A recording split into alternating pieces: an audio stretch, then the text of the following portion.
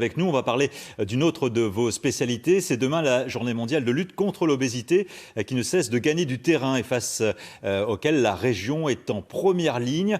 Marie Lebrun et Sébastien Gurac ont rencontré Elodie, 36 ans.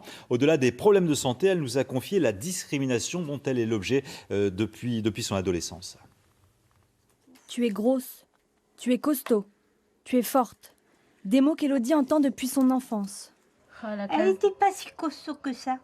Elle a commencé à grossir après. À force de moqueries à l'école, ses parents décident de l'envoyer dans un centre pour adolescents obèses à 900 km de chez elle. Un an de déracinement sans évolution. Elle avait presque pas migré par rapport aux autres. Et pourtant, elle faisait tout comme les autres. Hein, tu te rappelles?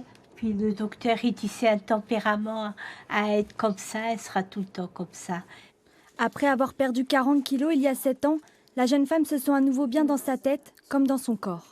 Je fais de la musculation. Pourquoi ça m'empêcherait de faire de la musculation? Tout simplement. Ça m'empêche pas d'aller promener, ça m'empêche pas que je travaille, ça m'empêche pas que je conduis. Il n'y a pas de raison, je suis pas handicapée. Hein. En France, 17% des adultes sont atteints d'obésité. Une maladie qui n'est pas seulement liée à l'alimentation. Ça peut être psychologique et dans ce cas-là, c'est aussi difficile de perdre du poids et de faire du sport, de sortir. Et après, on arrive vite à un cercle vicieux aussi au niveau du surpoids. Donc voilà, il n'y a pas effectivement que la faute du patient. Trouver un travail, s'habiller, sentir le regard des autres sur soi, pour Elodie, socialement, tout a toujours été plus compliqué. Votre surpoids vous a déjà empêché dans votre parcours depuis votre adolescence à faire des choses? Ouais, à me faire des amis. À me faire des amis. Socialement, c'était plus compliqué. Ça a été très compliqué. Très compliqué. À l'avenir, pour plus d'inclusion, Elodie le répète, c'est à notre société de s'adapter. Professeur Philippe Frogel, vous, avec votre équipe, vous avez été le premier à découvrir des gènes responsables de l'obésité familiale. C'était il y a 2 ans. Où en sont les recherches aujourd'hui? Alors d'une part, on arrive à mieux comprendre comment on devient obèse et le poids de l'hérédité, qui est très important, hein, à 70% environ. Il y a 2 sortes de gènes d'obésité, ceux qui donnent faim, et c'est souvent des enfants. Et là, maintenant, il y a un médicament qui est issu directement des recherches qu'on a fait à Lille il y a 23 ans.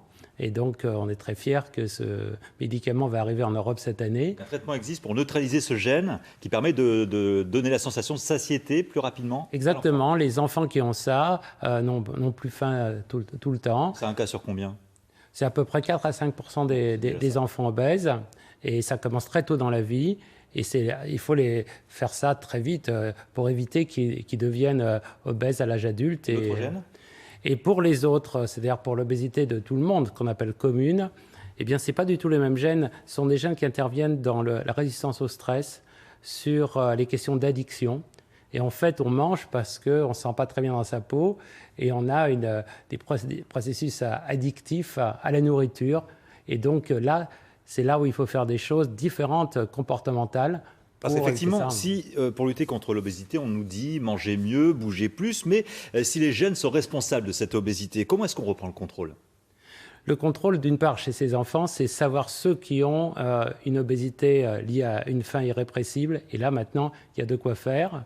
Et la deuxième, pour les autres, avant d'en arriver à la chirurgie de l'obésité, qui marche quand même bien, il faut étudier pourquoi ils mangent. Et il y a des thérapies comportementales qui marchent très très bien, qui managent leur stress sans se précipiter sur des paquets de gâteaux ou autre chose. Et dans quelle proportion l'obésité évolue-t-elle dans notre région? Eh bien, aujourd'hui, on a à peu près 50% de plus de personnes d'obèses dans notre région comparé au sud de la France. Et c'est une des raisons pour lesquelles on a tant de gens jeunes qu'on retrouve en réanimation à cause de Covid. On sait que c'est un facteur de comorbidité. Ouais. Ce contexte Covid rend d'autant plus aigu la problématique de l'obésité chez nous? Tout à fait. Et donc, on l'a vu à Roubaix en octobre, il y avait près de 40% de relativement jeunes qui étaient en réanimation. Ils étaient à peu près tous en surpoids. Eh bien, merci beaucoup Philippe Frogel d'avoir accepté notre invitation et d'être venu nous apporter toutes ces explications. Merci à vous.